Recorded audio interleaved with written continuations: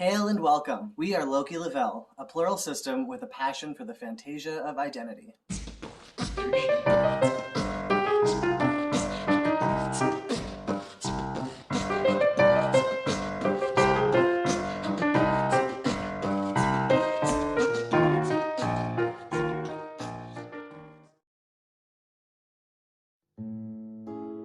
So in this video, I wanted to begin by introducing ourselves. I'm not really gonna be touching too much on like the origins of my alters, partly because I don't have the spoons for that right now, but also because I kind of want to have a better grasp on that myself before I talk about it. Also, this is just where we're at now. We've all kind of had a similar role for most of my life, but it has changed in subtle ways. Like our names have changed tons of times.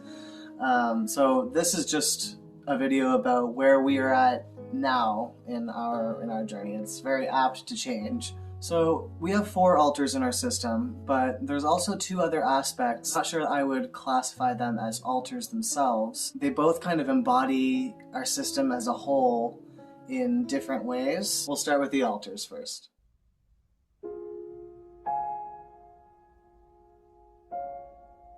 Number 7 symbolizes humanity's deep inner need to find depth, meaning, and spiritual connection. This is really true for what 7 represents to us. Definitely the alter among us that is the most committed to being our authentic, eccentric self. He has no issue with how strange the world definitely perceives us as being a lot of the time. In fact, he wouldn't have it any other way. 7 is also, I would say, the most like creatively inclined of us. Every creative pursuit that we have basically is inspired by 7. 7 is also very brave. He is very committed to the process of self-discovery, and in that he is also committed to overcoming our fears and healing our trauma. He helps all of the alters in the system to overcome our emotional blockages. He really sees like embracing fears as kind of like a game, really. Like the purpose of our life is to discover who we can be on the other side of all the challenges that we face. So with that attitude, anything that comes our way is a delightful challenge for 7.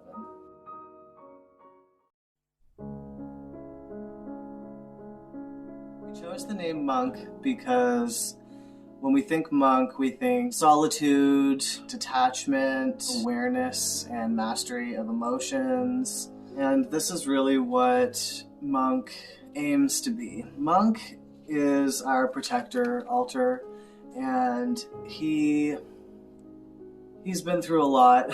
He's taken the brunt of most of our trauma. So Monk is very highly suspicious of people's intentions. Because of everything he's been through, his defense mechanism has been basically to shut down emotionally. So he's very emotionally neutral. He's very flat, he's very apathetic, he can be very withdrawn. And so he's kind of our safety net in that way. Unfortunately, it's not an easy thing to navigate around other people. His emotional neutrality can be used when we are in a crisis where, we have to have kind of a level head. Unless the crisis has to do with us, I guess. If it's perceived by Monk as having to do with us, it's a lot harder for Monk to stay emotionally neutral when he feels that something is a personal slight against him.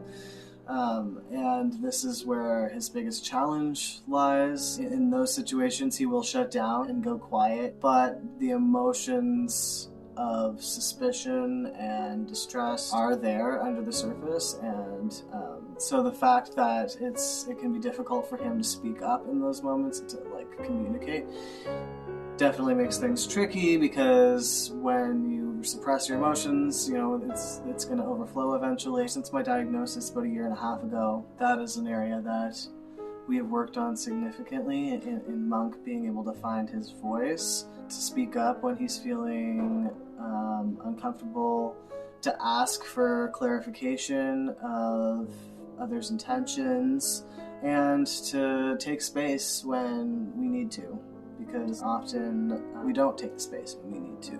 So we've come a long way with that, and we have a long way to go. So Monk is very solitary. It can be very difficult because he's at least sharing the front in most social situations. We're not all solitary, so you know, it can be a little tricky to overcome that.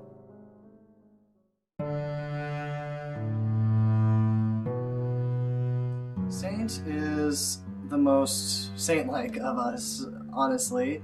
They are the most friendly, compassionate, selfless, patient, kind altar of all of us. They're by far the most extroverted of us, the most socially adept, most well-spoken and engaged with conversation, able to stay focused on what's being said, and able to give like thoughtful, meaningful responses. They really just enjoy the process of socializing and connecting with other people. Saint is basically everything that we aim to be as parents. Out of all of us, Saint is definitely the most disciplined and responsible. It's kind of impossible to like force a switch, but we have learned how to kind of like trigger it sometimes. And Saint is one that we're usually trying to trigger out, you know, when we need to get stuff done, like taking care of chores or getting out of the house, or, you know, the list goes on. So where Saint is very socially engaged and everything, like, yes, they have a knack for that. They do enjoy it. However, at least some of it is like a social mask. They're very prone to people pleasing.